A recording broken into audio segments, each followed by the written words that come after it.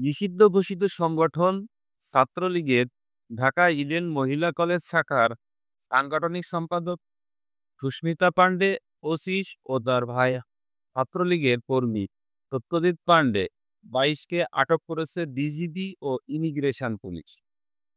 ১৩ জানুয়ারি সকাল ১১টার সময় ইডেন মহিলা কলেজ ছাত্রলীগের সাংগঠনিক সম্পাদক সুস্মিতা পান্ডে ও তার ভাই সত্যজিৎ পান্ডে বেনাপোল চেকপোস্ট দিয়ে ভারতে প্রবেশের সময় ইমিগ্রেশন পুলিশ কর্তৃক আটক হয়। সত্যের সন্ধানে দৈনিক যশোর। আটক সুস্মিতা পান্ডে মাগুরা জেলার সদর থানার সাধুয়াপাড়া গ্রামের বাসিন্দা। তার ভাই সত্যজিৎ পান্ডে মাগুরা জেলা ছাত্রলীগের একজন কর্মী। তিনি চিকিৎসার জন্য ভারতে যাওয়ার পরিকল্পনা করেছিলেন। অ্যাটেন্ডেন্স ভিসায় ভারত গমনের উদ্দেশ্যে তারা বেনাপোল ইমিগ্রেশনে এলে বিজিবি ও ইমিগ্রেশন পুলিশ তাদের জিজ্ঞাসাবাদের জন্য আটক করে।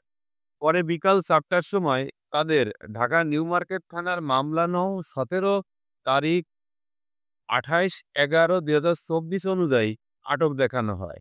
বেনাপোল পোর্ট থানা কর্তৃপক্ষের সহায়তায় তাদের ঢাকা নিউ মার্কেট থানায় হস্তান্তরের প্রক্রিয়া চলছে। ডেস্ক রিপোর্ট, দৈনিক যশোর।